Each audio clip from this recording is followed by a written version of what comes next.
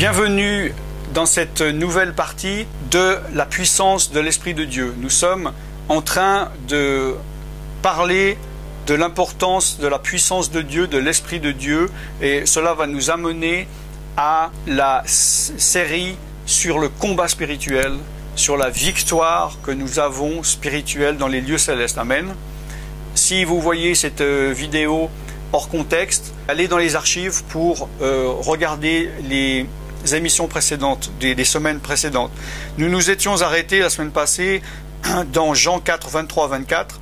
Les vrais adorateurs adoreront le Père en esprit et en vérité, car ce sont là les adorateurs que le Père demande. Dieu est esprit, et il faut que ceux qui l'adorent, l'adorent en esprit et en vérité. Donc déjà, là il est dit, les vrais adorateurs adoreront, c'est du futur. Mais pour nous maintenant, c'est du présent, puisque là Jésus n'était pas encore crucifié, n'était pas encore monté dans la gloire, et l'Esprit promis n'avait pas encore été envoyé, puisqu'il était envoyé, nous savons, à la Pentecôte. Mais maintenant, nous avons l'Esprit de Dieu. Tu as l'Esprit de Dieu. Amen. Et tu dois adorer Dieu en esprit. Ce n'est pas une alternative. Il est dit, Dieu demande ses adorateurs. Dieu veut être loué. Dieu a créé l'univers pour être loué. Ton premier service est de louer Dieu. Tu es peut-être pasteur, tu es prophète, tu es évangéliste, tu es diacre, tu es évêque, tu es un chrétien bien consacré, travaillant dans le service de Dieu. Quoi que tu fasses, ton premier service, c'est adorer Dieu, louer Dieu. Et tu dois le faire en esprit et en vérité. C'est ce que demande le Père. Il est dit, tu regardes dans ce verset, il demande. Il n'exige pas, parce que Dieu laisse la liberté. Mais évidemment, nous payons les conséquences des lois spirituelles. Dieu demande que nous l'adorons. Et Dieu demande que nous l'adorons en esprit et en vérité. Dieu te demande d'adorer Dieu. De l'adorer. Dieu te demande de l'adorer en esprit et en vérité. Car Dieu, il est esprit. Il est esprit. Et il le faut, que ceux qui l'adorent, l'adorent en esprit et en vérité. Au verset 24. Il faut que tu adores Dieu en esprit et en vérité. Il faut te laisser guider par l'Esprit de Dieu. Personne ne sait louer Dieu. Quand on est venu à Dieu, quand on arrive, on ne sait pas quoi dire.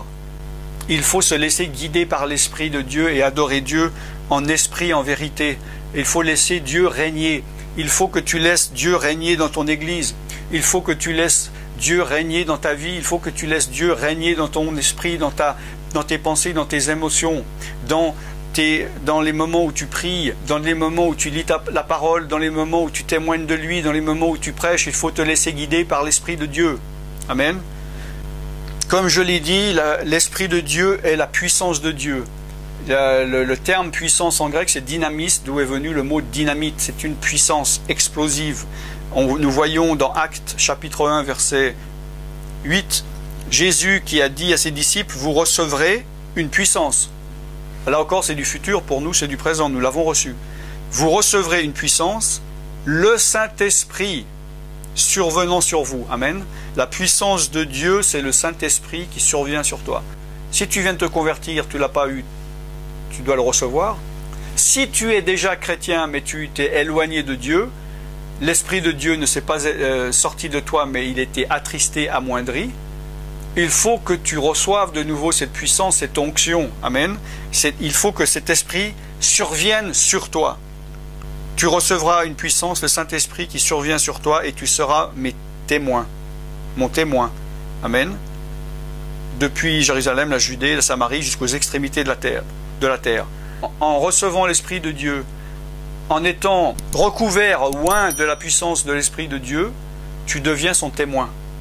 Tu n'es plus quelqu'un qui n'est, comment dire, de neutre. Que tu le veuilles ou non, tu es un témoin de Jésus. Où que tu ailles, dans n'importe quel lieu, les esprits qui s'y trouvent savent que l'Esprit de Dieu habite en toi. Tu peux être dans un bus, un grand magasin. Tu peux être dans un endroit où il y a des gens qui ne sont pas chrétiens. Eh bien, tu déranges parce que tu es un témoin de Jésus, parce que la lumière en toi fait fuir les ténèbres. Amen. Mais pour ça, il faut laisser la lumière allumée. il faut qu'elle soit à son plein pouvoir. Mais si tu, d'ailleurs il est dit, n'éteins pas l'esprit. Si tu éteins l'esprit, s'il y a juste une étincelle, les ténèbres ne vont pas s'en aller, il n'y aura pas de puissance et tu vas te dire, ah bon, mais je suis chrétien, ah bon, je suis baptisé d'eau, ah bon, j'ai fait une école biblique, ah bon, je sais tout, pourquoi il ne se passe rien dans ma vie? Qu'est-ce qui me manque? Il te manque la puissance de Dieu. Amen. C'est le but de cette série. Nous allons lentement, mais je préfère. Et si tu as la patience, déjà si tu as la patience d'être arrivé jusque-là, tu vas être béni, tu es déjà béni, je le sais. Et si tu vas jusqu'au bout, Dieu va te récompenser parce que tu vas apprendre des choses essentielles et tu permets à l'Esprit de Dieu de t'enseigner et de t'apprendre des choses et ça va transformer ta vie. Amen. Il y a des personnes qui disent, oui, la puissance de Jésus, c'était lui-même qui l'avait. D'autres, bon, évidemment, vont dire il faisait du magnétisme, des techniques qu'il avait appris en Égypte. Non. Jésus faisait les miracles par la puissance du Saint-Esprit. D'ailleurs, c'est quand Jean-Baptiste a vu l'Esprit de Dieu tomber sur lui, qu'il a commencé son ministère, Jésus. Et il est dit, il est revêtu de la puissance de Dieu. Nous voyons ça dans Luc 4, verset 14. Jésus, revêtu de la puissance de l'Esprit, retourna en Galilée et sa renommée se répandit dans tous les alentours, par la puissance de l'Esprit de Dieu. Il est dit aussi dans Actes 10, 38, vous savez comment Dieu a oint du Saint-Esprit et de force Jésus-Christ de Nazareth, qui allait de lieu en lieu faisant du bien et guérissant tous ceux qui étaient sous l'empire du diable, car Dieu était avec lui. Amen. Il y a un autre passage où il disait que tous les gens voulaient le toucher car une puissance sortait de Jésus. Cette puissance, c'est la puissance du Saint-Esprit. Amen. C'est la puissance de Dieu. Et quand un homme de Dieu est puissant, c'est pas lui, c'est l'Esprit de Dieu en lui. Si tu veux être un puissant témoin, sois rempli de la puissance de Dieu. Et la puissance de Dieu, c'est l'Esprit de Dieu. Si tu veux être un puissant serviteur, laisse la puissance de Dieu grandir en toi. Amen. Si tu veux être un puissant prédicateur, un puissant pasteur, un puissant prophète, un puissant apôtre, un puissant docteur de la loi, un puissant évangéliste, un puissant chrétien, sois rempli du Saint-Esprit. Amen. Comme je l'ai dit précédemment, l'Esprit de Dieu n'est pas une chose, n'est pas une force impersonnelle, mais c'est une personne, c'est une des trois personnes du Saint-Esprit. Nous n'allons pas parler, ne vous inquiétez pas, de la Trinité. Dans Jean 14, 16, 17, il est dit, Jésus a dit, je prierai le Père et il vous donnera un autre consolateur, afin qu'il demeure éternellement avec vous, l'Esprit de vérité que le monde ne peut recevoir parce qu'il ne le voit point et ne le connaît point, mais vous le connaissez, car il demeure en vous et il sera en vous. Donc, là nous voyons d'ailleurs, on dit que nulle part dans la Bible on parle de la Trinité, parce qu'on ne voit pas le mot Trinité. Évidemment qu'il n'y a pas le mot Trinité, mais nous voyons dans plein de passages la Trinité, comme par exemple dans ce passage. Il y a l'autre passage où Jean, comme j'ai dit tout à l'heure, c'est le seul qui a vu rassembler la manifestation des trois éléments, où il a vu Jésus en face de lui, l'Esprit de Dieu tomber comme une colombe et entendre la voix du Père qui disait celui-ci est mon Fils bien-aimé. Mais là, nous voyons Jésus qui prie le Père, 2, pour donner un consolateur, l'Esprit, 3. D'accord? Donc nous voyons trois personnes pour un Dieu. Amen. Il vous donnera un autre consolateur. Pourquoi un autre? Parce qu'à l'époque, c'était Jésus qui était là. Mais quand il est parti, il a envoyé, il a dit, il est bien que je m'en aille afin que je puisse vous envoyer le consolateur. Afin qu'il vive, qu'il demeure éternellement avec vous. L'Esprit de Dieu demeure éternellement. L'Esprit de Dieu, je ne crois pas à la doctrine qui dit que l'Esprit de Dieu vient sur quelqu'un, tu pèches, il sort, tu demandes pardon, il revient. C'est mal connaître les choses, Dieu et les choses spirituelles et la parole de Dieu. Afin qu'il demeure éternellement avec vous. L'Esprit de vérité. Amen. L'Esprit de vérité, c'est l'Esprit de Dieu par rapport au contraire que nous voyons dans la première épître de Jean, qui est l'Esprit du monde ou l'Esprit de l'erreur, à l'opposition, qui est l'Esprit du monde. Donc, vous allez recevoir l'Esprit de vérité que le monde ne peut recevoir. Le monde ne peut pas recevoir cet Esprit parce qu'avant de le recevoir, il doit naître de nouveau. Amen. Le monde ne peut le recevoir parce qu'il ne le voit pas. Il ne voit pas l'Esprit de Dieu. Il ne connaît pas l'Esprit de Dieu. Et il y a des choses, il y a des gens du monde qui se moquent des chrétiens parce que quand tu as prié pendant, par exemple, 6 mois pour avoir un travail ou une place et tu as reçu ce travail, tu vas dire « Alléluia, gloire à Dieu, c'est Dieu qui a répondu mes prières ». Et un non converti va rire et dire « Oui, mais moi, je n'ai pas prié Dieu, puis j'ai aussi ce travail, simplement. Parce que toi, tu as prié Dieu, tu penses qu'il t'a répondu. » Parce que lui ne voit pas. Parce qu'il n'a pas l'Esprit de Dieu. Il ne voit pas l'Esprit de Dieu agir. Mais toi, tu sais que c'est l'Esprit de Dieu qui t'a donné cette bénédiction. Amen.